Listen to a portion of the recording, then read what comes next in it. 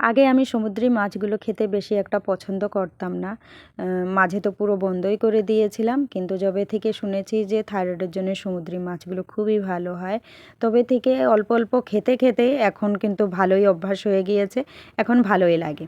আজকে আমি ভোলা মাছের ঝাল রান্না করব। তো ভোলা মাছটা পূজা আর বাচ্চারা কেউই খায় না, মানে সমুদ্রের কোনো মাছই ওরা খেতে চায় না, এমনকি গঙ্গার ইলিশটাও খেতে চায় না, ওদের কাছে গন্ধটা পছন্দ হয় না, তাই ওরা খায় না।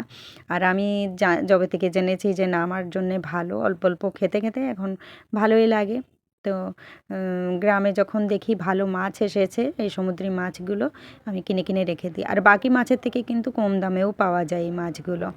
তো আজকে ভোলা মাছের ঝাল আমার জন্যে আর হাজব্যান্ডের জন্যে করছি।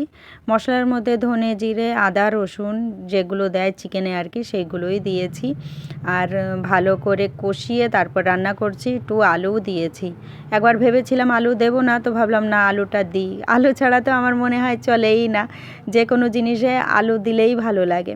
তো মাছটা প্রায়, মানে মাছের এই ঝালটা প্রায় রেডি হয়ে গিয়েছে, ধনে পাতা দিয়ে এই যে নামিয়ে নিলাম।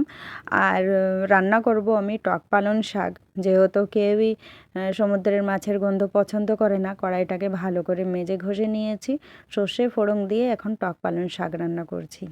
শীতের দিনে কিন্তু এই টক পালং শাক দিয়ে গরম গরম ভাত কী যে ভালো লাগে, আমার তো বেশ ভালো লাগে। তোমাদের কেমন লাগে তোমরা কিন্তু জানিও। রান্না আমার কমপ্লিট, আর ভিডিওটাও শেষ করে দিচ্ছি। তো বন্ধুরা চলো ফিরে দেখা হবে নেক্সট ভিডিওতে, সবাই ভালো থেকো।